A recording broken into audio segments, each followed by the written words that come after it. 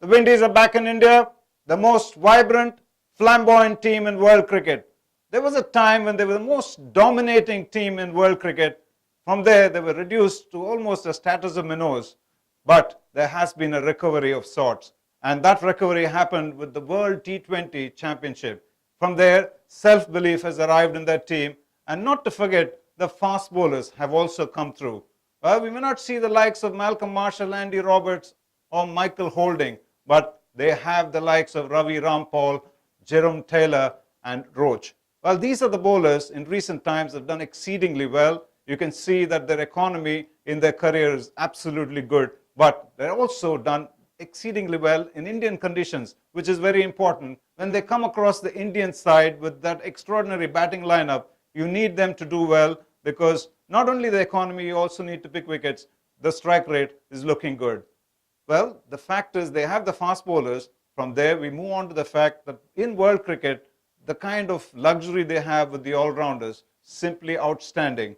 Now, most of these all-rounders can bat to the effect where in the end overs, they're brilliant. They can hit big sixes.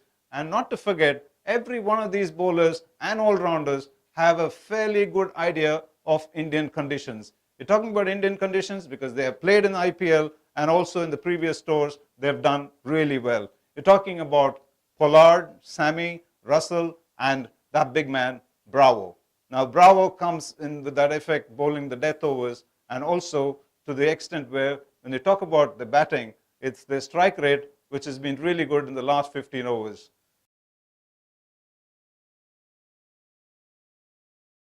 We know for a fact the West Indian strength lies with their fast bowlers and the all-rounders. But a lot of work needs to be done with their batsmen because a very settled batting unit is the one they need going into the World Cup. Now, some kind of work has been done towards that with Ramdin coming back into form. He scored 443 runs, and take a look at that average, outstanding. Well, the other one, Darren Bravo, who almost looks like a Brian Lara most of the time, but then 3 half centuries need to be converted every time he gets into the field because then it makes the job of the all-rounders and the fast bowlers much easier.